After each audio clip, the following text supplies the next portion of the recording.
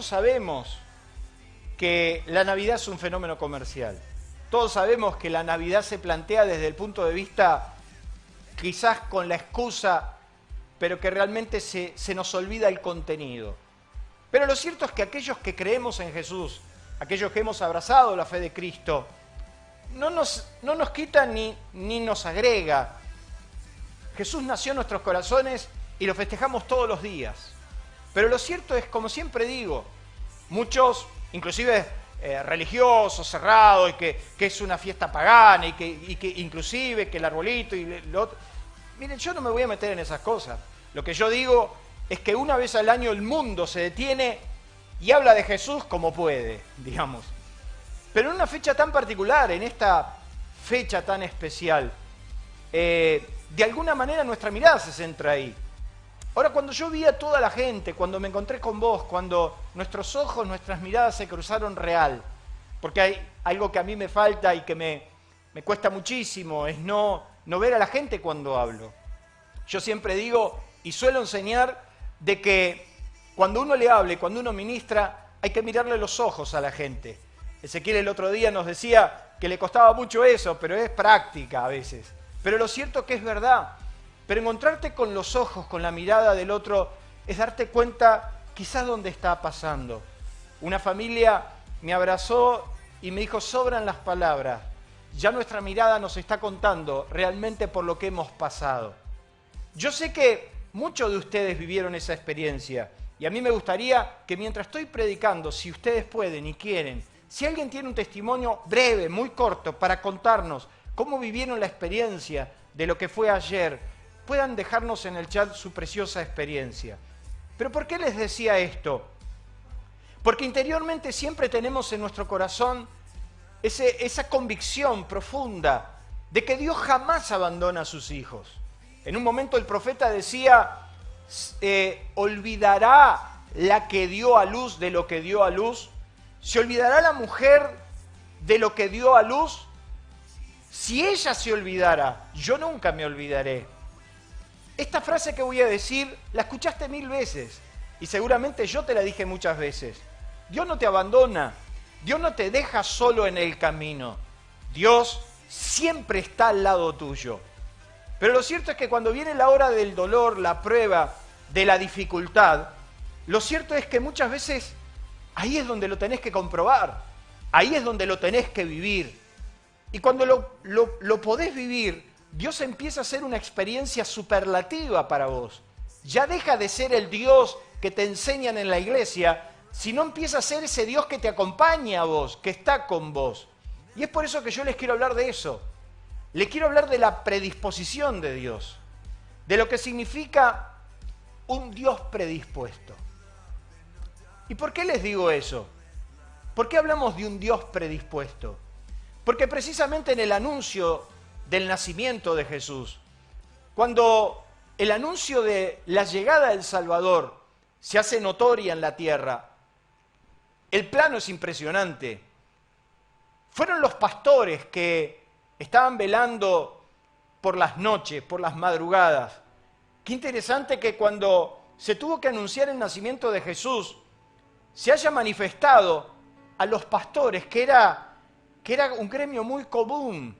Una labor pastoral en aquellos tiempos era de la gente común, de la gente quizás sencilla. Y Dios se identificó con ellos. Porque el mensaje del anuncio de Jesús no llegó a los palacios y a los grandes reyes, aunque les llegó el aviso. La anunciación del nacimiento de Jesús va a llegar a esos hombres comunes. Y Dios se identificó con esos hombres comunes. Pero lo cierto es que va a haber una manifestación angelical. Y aquellos que han leído Biblia y han leído el nacimiento de Jesús, saben de lo que estoy hablando. Lo cierto es que el Evangelio de Lucas va a dar una precisión exacta acerca de lo que iba a suceder en aquel humilde establo de Belén. Belén, que significa pequeña, fue esa ciudad que recibió precisamente al Salvador del mundo. Me impacta eso. Porque el mensaje termina dejándonos a nosotros una enseñanza profunda. Un Dios identificándose con las personas más comunes, quizás los más humildes, pero diciéndole a los hombres y a la humanidad que la solución estaba en camino, que la solución estaba ahí, que la problemática del hombre iba a tener por fin solución. El nacimiento de Jesús pone de manifiesto la posición de Dios frente al hombre. Un Dios que quiso, que quiere y querrá solucionar la problemática humana. Porque la problemática humana no es esta pandemia, la problemática humana no son los problemas económicos, la problemática humana de base, de fondo, era su pecado, su rebelión ante Dios, y eso no tenía solución. La solución la tuvo al nacer el Salvador del mundo, quien pagó la deuda que no podíamos pagar. Pero lo cierto es que los ángeles van a decir algo que realmente hoy nos llama la atención. La Biblia dice en el Evangelio de Lucas que los ángeles, en resplandor de gloria, dijeron gloria a Dios en las alturas. Otra traducción dice gloria a Dios en el más alto de los cielos. Yo quiero detenerme un minuto ahí, porque ellos van a describir lo que está pasando. Y dice, gloria a Dios en las alturas, en el más alto de los cielos. El apóstol Pablo nos dice que aparentemente el cielo tendría niveles. Y el apóstol San Pablo nos dice que inclusive él, alegóricamente, diciendo que fue trasladado hasta el tercer cielo. Es como que habría niveles. Lo cierto es que nos queda mejor y más clara la película cuando Dios le dice a Moisés que construya el tabernáculo y que lo tenía que hacer conforme al modelo que se le mostraba. Y Hebreos dice que ese tabernáculo era imagen del celestial. Cuando usted investiga el tabernáculo, entonces usted puede saber cómo es el cielo. Porque el tabernáculo también tiene 3 lugares específicos. Pablo hablaba del tercer cielo. Aquí los ángeles dicen gloria a Dios en el más alto de los cielos. Y el tabernáculo tenía 3 lugares específicos. Y Hebreos dice que el tabernáculo es el símbolo del cielo. Quiere decir que el cielo podemos saber aproximadamente cómo es. Quiere decir que hay un atrio, hay un lugar santo y hay un lugar santísimo, las 3 grandes divisiones del tabernáculo. Jesús dijo que donde está el Padre, nadie ha llegado ahí. Dice al Padre nadie lo ha visto, sino el Hijo, y a quien el Hijo lo quiera dar a revelar. Queriéndonos dar a entender que el lugar del trono del Padre es el lugar más majestuoso del cielo. Es el lugar donde está el trono del Dios Padre. Y en ese lugar solo tiene acceso, según los dichos de Jesús, el propio Hijo de Dios y Dios mismo, el Espíritu Santo. Ese es el lugar santísimo que hablaba el tabernáculo, donde Dios se manifestaba con una luz inaccesible que significaba la gloria Shekinah, la nube de gloria, la gloria más profunda, la gloria más sublime de Dios. ¿Por qué le estoy diciendo todo esto? Porque cuando los ángeles dicen que hay gloria en el más alto de los cielos, quiere decir que el nacimiento de Jesús trajo gloria al trono de Dios. La Biblia nos dice en Apocalipsis que el trono de Dios está rodeado por serafines, por ángeles, por seres angelicales que tributan todo el tiempo gloria y honra a Dios. Dice la Biblia que esos querubines y esos seres angelicales continuamente están glorificando al Padre. Quiere decir que el nacimiento de Jesús va a traer tanta gloria, la gloria más sublime, porque indiscutiblemente el problema de la creación de Dios, el hombre caído, tenía solución. Y la solución es que el Hijo de Dios estaba naciendo. Entonces los ángeles dicen, gloria a Dios en las alturas, en la tierra paz, buena voluntad para con los hombres. Permítanme quedarme unos minutos ahí. Se dice que una persona es voluntariosa cuando demuestra un deseo ferviente, que hace con una voluntad intensa y con mucho gusto, dicen los diccionarios, lo que está ejecutando. Podríamos decir que ayer cuando los jóvenes me dijeron, nos hacemos cargo, me demostraron ser voluntariosos. Otros podrían decir, estoy ocupado, estoy rindiendo, estoy lo que fuera. Pero cuando le tiré el compromiso, inmediatamente me dijeron, podemos. Agarramos a todos los muchachos que estaban ahí estaba Ismael, ahí estaba Marcos, ahí estaba Caro, ahí estaban todos también los líderes jóvenes. Y cuando los agarré a todos ellos y les dije, tenemos este desafío, sí, podemos hacerlo.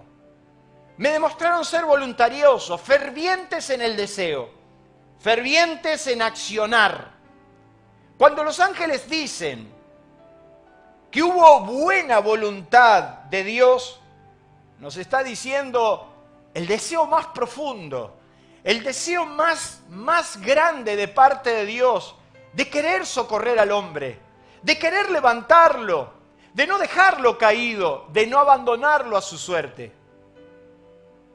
Y entonces, ahí se resalta en toda la Biblia un Dios voluntarioso, un Dios que jamás dejó a su creación abandonada a su suerte, un Dios que no te abandonó al más cruel de los destinos, que nunca te dejó solo, un Dios que siempre fue voluntarioso con tu vida. Y a pesar que lo negaste, a pesar de que lo dejaste, a pesar de que muchas veces te olvidaste, a pesar de que solamente te acordás de Él cuando te va mal, a pesar de que solamente te acordás de Él en esta fecha o en una situación extrema, ¿alguna vez viste que Dios diga, ahora arreglate?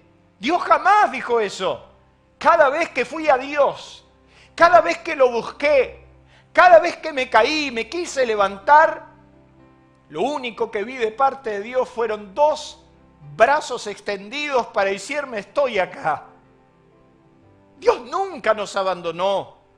Y durante todo este año, nosotros precisamente hemos visto eso, que Dios nunca nos abandonó, que Dios siempre estuvo a nuestro lado. Se lo va a decir precisamente Dios a su pueblo en Isaías. Mi siervo eres tú, yo te escogí, no te deseché, no temas porque yo estoy contigo, no desmayes porque yo soy tu Dios, que siempre te ayudaré, siempre te sostendré con la diestra de mi justicia. Siempre.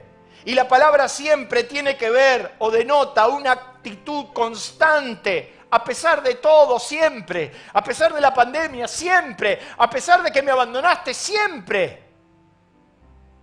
Fue la mirada de Jesús que encontró a un Pedro llorando por su error de negarlo. Dios diciéndole, siempre, siempre vas a encontrar mi misericordia. A lo largo de todo este año siempre hemos visto la mano de Dios.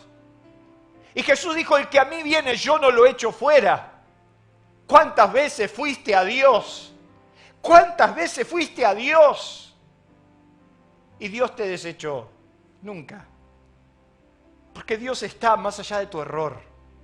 Dios está más allá de lo que estás haciendo.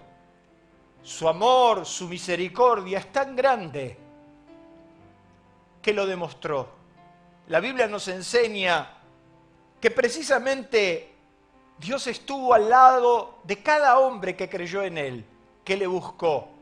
Podríamos buscar ejemplos en toda la Biblia, pero a mí me gustan los ejemplos, quizás los que más me identifican, por ejemplo, como los de David, que en el Salmo 40 dice, pacientemente esperé al Señor. Él se inclinó a mí y escuchó mi clamor. Fíjese qué interesante, porque David en ese Salmo dice, fui paciente al esperar en Dios, no me desesperé. Y Él escuchó mi clamor. Y Él dice cuando termina el Salmo 40, aunque afligido y necesitado, Jehová pensará en mí. Mire qué expresión la de David. Diciendo, aunque esté afligido, aunque esté necesitado, Dios está pensando en mí. Claro que nos cuesta asociar de que Dios esté pensando en nosotros. Quizás nos cuesta asociar la idea de que en un día como hoy, que tuvimos altos y bajos, corridas, que quizás las cosas no nos salieron como esperábamos, que a pesar de eso Dios esté pensando en nosotros. Es interesante porque David en el Salmo 103 dice que Él no ha hecho con nosotros conforme a nuestra justicia, ni nos ha pagado conforme a nuestras iniquidades. Dios ha pensado siempre en nosotros. ¿Qué hablar de Isaías cuando dice, porque Jehová el Señor me ayudará? Qué interesante porque Él está diciendo, el Señor me ayudará. Y ni hablar del apóstol San Pablo, que cuando termina su carrera dice, todos me dejaron, todos me abandonaron, pero el Señor siempre estuvo a mi lado y me dio fuerza para salir adelante. Aunque todos me abandonen, yo sé que Él está con nosotros. Allá por marzo decíamos, ¿qué será del mundo? ¿Qué será de la economía del mundo? ¿Qué será de lo que pasará en el país? Se hablaban un montón de cosas. ¿Acaso no viste la mano de Dios? ¿Acaso no vimos la mano de Dios? La mano de Dios estuvo cada instante, en cada minuto, al lado nuestro. Y es por eso que los ángeles daban este augurio, estaban diciendo que sucedieron dos cosas. Algunas sucedieron en el cielo y otras sucedieron en la tierra. Lo que sucedió en el cielo es precisamente la alegría de Dios en entender de que el hombre, aquella creación que Dios deseó con tanto amor, era rescatada. La Biblia nos dice que aquel verbo fue hecho carne y habitó entre nosotros y vimos su gloria, gloria como la del unigénito del Padre, lleno de gracia y de verdad. De tal manera amó Dios al mundo, y conocemos ese versículo de memoria, pero le quitamos consistencia, porque lo que está queriendo decir es que la verdadera demostración del amor de Dios hacia nosotros fue el nacimiento de Jesús. El nacimiento de Jesús es la expresión de amor más maravillosa de nuestro buen Dios creador. El hombre, cuando se enfrenta al nacimiento de Cristo, no está simplemente con un acto del plan de Dios. A veces mencionamos estas cosas como si fuera un plan, un propósito solamente, y no fue así, sino que fue la demostración de amor. Dios no tuvo otra alternativa que mostrar su amor, y ni hablar de Él mismo, que tuvo que sujetarse precisamente a su creación, siendo el creador del mundo. Por eso el apóstol San Pablo a los filipenses, cuando tiene que describir, dice que Él se despojó a sí mismo, tomando forma de hombre en el vientre de su creación, siendo el creador. Pero dice la Biblia que en la tierra iba a haber paz y buena voluntad para con los hombres. Paz. Qué palabra tan corta. Pero qué profundidad tiene esa palabra cuando no la vivimos. Ayer un hermano muy querido, no lo pudimos evitar, pero cuando me vio me dijo, Ángel, necesito abrazarte. Y cuando me abrazó se puso a llorar muy fuerte. Y me dijo, Ángel, cada miércoles, cada domingo, yo necesité escuchar la palabra. Estoy viviendo en una situación tan delicada, tengo que tomar decisiones.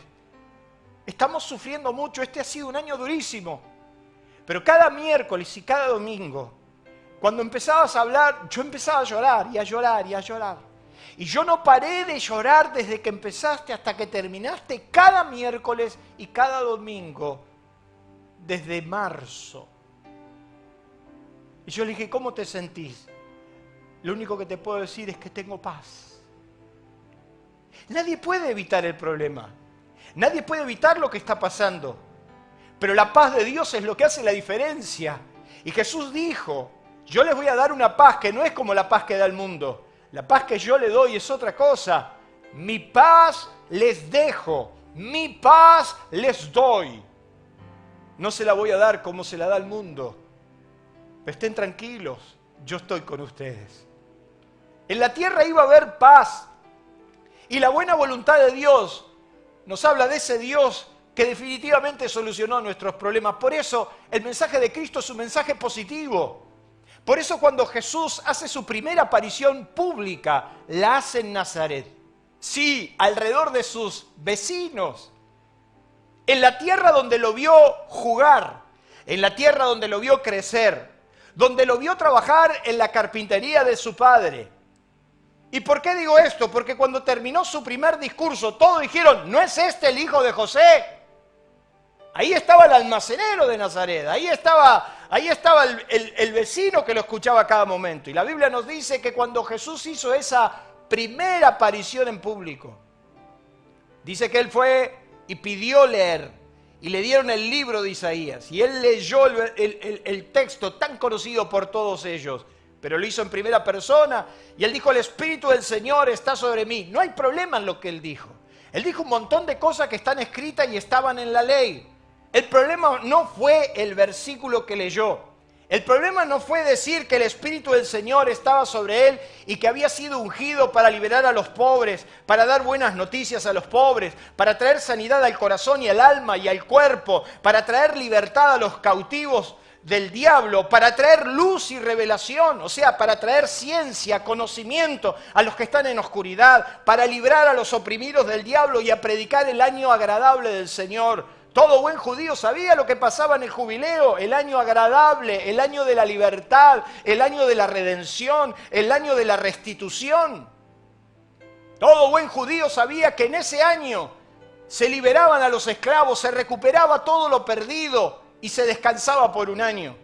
Jesús está leyendo eso y hasta ahí nos llama la atención. ¿Saben dónde llamó la atención? La atención llama cuando Jesús se sienta y todos los ojos estaban fijos en él. Y Jesús les dice, señores, hoy, ahora, acá, delante de sus ojos, se ha cumplido la Escritura. Eso fue lo que llamó la atención.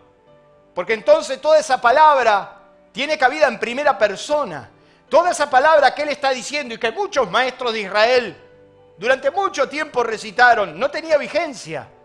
Pero cuando Jesús se sienta y dice, señores, hoy se ha cumplido delante de ustedes esta Escritura, está diciendo, hoy ustedes pueden ser libres, hoy ustedes pueden recuperar todo lo perdido, hoy ustedes pueden descansar en mis brazos, hoy he venido aquí para traer solución a tu problema. Eso llamó la atención, porque eso demuestra de que Dios está mostrando su mejor voluntad para solucionar la problemática humana, para decirle al hombre caído que su única esperanza, que su único refugio es Dios. Y el nacimiento de Cristo para todos nosotros no es algo tan místico ni tan profundo como muchos tratan de contarte. Si bien es mística pura y lo podemos desarrollar, la obra del Espíritu Santo, y podemos meternos en esa corriente, y podemos hablar de las profecías, y podemos hablar del nacimiento histórico, de los tiempos históricos del nacimiento de Jesús, podríamos decir cómo marca la historia en el antes y el después, podríamos hablar de la preparación histórica, de las profecías, de la profecía de Daniel, de los 4 reinos anteriores que anticipaban un 5.º reino que nunca iba a ser desmoronado, y es el reino de los... Podríamos hablar de todo eso. Pero quiero hoy bajarte a tierra algo muy sencillo. El nacimiento de Jesús es la firma del contrato celestial, donde dice que el hombre, por más que haya estado enterrado en sus pecados y en sus delitos, el nacimiento de Cristo es el pasaporte al cielo, es la libertad para el hombre, es la oportunidad del hombre de encontrarse con Dios. El nacimiento de Cristo es la demostración de amor. La cruz y la tumba representan 2 mensajes más. Si todo cristiano se tendría que centrar, hay 3 hechos concretos, 3 hechos que todo cristiano tiene que tener muy claro, muy identificado. El nacimiento de Jesús. El nacimiento de Jesús es la demostración de Dios diciéndole al hombre, vine a solucionar tu problema. La cruz de Cristo es la paga del pecado, o sea, pagó la cuenta. O sea que el nacimiento me trajo la buena nueva. El nacimiento es una noticia alegre. El nacimiento es la demostración del amor diciendo, vengo a solucionarlo. La cruz es la cuota que se paga, es la deuda que se paga, porque con sangre tenía que pagar la deuda del pecado. Tu deuda ha sido paga. O sea que la cruz es la otra instancia, pero está la tercera instancia, que es la tumba vacía. Y eso te dice que la resurrección de los muertos es la fiel garantía de que tenés un alma eterna, que tenés una vida eterna. Y la tumba vacía te habla que el hombre es redimido por la eternidad y que esto que estamos viviendo en la tierra es apenas un aprendizaje. Tenemos futuro, tenemos destino, y el futuro y el destino es la vida eterna. No te confundas. Tu destino no es solo ser próspero, tu destino no es solo tener millones y prosperidad y sanidad. No, tu verdadero destino es la eternidad. Por eso el apóstol Pedro, cuando escribe su carta, dice que el Dios nos ha dado una esperanza viva, la resurrección entre los muertos. Y cuando esta vida pase, y cuando tus años pasen, y cuando sea el tiempo de Dios, podrás cantar como ese viejo himno que cantábamos en nuestras iglesias cuando éramos jóvenes. Cara a cara espero verle, cara a cara estaré con él, más allá de todo veré su rostro en gloria. Mi esperanza no es tener una iglesia más grande, y si es más grande, gloria a Dios. No es tener una fortuna más grande, si la tenemos, gloria a Dios, no nos vamos a hacer los humildes. Pero nuestra verdadera esperanza es la resurrección a una vida eterna. Es vivir con Cristo eternamente, donde no habrá llanto ni dolor, donde no habrá malas noticias. Vos te levantás a la mañana y te alcanza con escuchar 5 minutos la radio y te llenan de malas noticias. Y parece que las malas noticias, la sobrecarga de información negativa nos está destrozando la cabeza. ¿Te imaginas una eternidad sin malas noticias?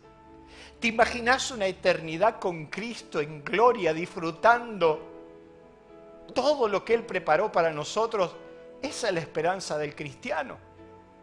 Y si lo resumimos, es nacimiento, crucifixión y resurrección. Por eso hoy, ¿qué estamos celebrando? Hoy estamos celebrando que Él nació. Y esa fue la expresión de Dios, de que Dios no abandonó al hombre. Dios no te abandonó, Dios no me abandonó. Envió su tesoro más grande, su propio Hijo, para morir por nosotros. Nos espera la cruz, donde nuestra deuda fue pagada, pero también está la tumba vacía, que es nuestra resurrección final. Es cuando podamos juntos caminar con Él, cuando podamos encontrarnos con nuestros viejos seres queridos. En lo personal, tengo el deseo más grande de encontrarme con tantos amigos, mi mentor, mi maestro, amigos que fui dejando en el camino, volver a encontrarme con los que hoy también estoy, porque seguramente partiremos, y qué lindo será encontrarnos en los cielos y hablar de lo que hemos hecho, de lo que hemos jugado. Por eso esos jóvenes que ayer me dijeron, sí podemos, ¿cuántos más policlínicos hay? ¿Cuántos más hospitales de niños hay? ¿Cuántos enfermeros hay para ir y decirle, dale para adelante, ahí está la iglesia? Cuando nos encontremos en gloria y hagamos un repaso de nuestra historia, ver a nuestro Padre, ver a las personas que amamos, pero sobre todo, ver al que nos amó, ver a Jesús cara a cara, espero verle. Y yo quiero decirles que en esta Navidad nos toca despedir un año muy fuerte y este fin de año. Pero no te olvides que Él no te abandonó. La Navidad es recordar que Él no me abandonó. Y ahí donde estás, en tu casa, con tu familia, tenés 3 cosas que tener claro. El nacimiento, la crucifixión, la resurrección. Todo tiene un porqué. El nacimiento, hoy festejamos de que Dios no abandonó al hombre. Dios mostró su amor. Y si Jesús nació en tu corazón como aquel humilde pesebre de Belén, quizás tu corazón es eso, es un montón de paja, es un montón de ruinas, quizás estás rodeado de animales, no lo sé, quizás tu corazón es eso y pensás que el Señor no va a ir ahí. Jesús nació en un establo, en un pesebre, oliendo animal, no en el mejor lugar, para demostrarle a los hombres que Él puede nacer en cualquier corazón que así lo deseen. Por eso yo te invito que ahí donde estás puedas decirle al Señor Jesús que Él pueda nacer en tu corazón. Si Él ya ha nacido en tu corazón, volvé a hablar con Él para que esa vida de Dios que entró a tu corazón nunca se aparte de tu vida. Y por eso celebramos este momento histórico en la humanidad. Jesús nació y es la buena voluntad de Dios para con los hombres.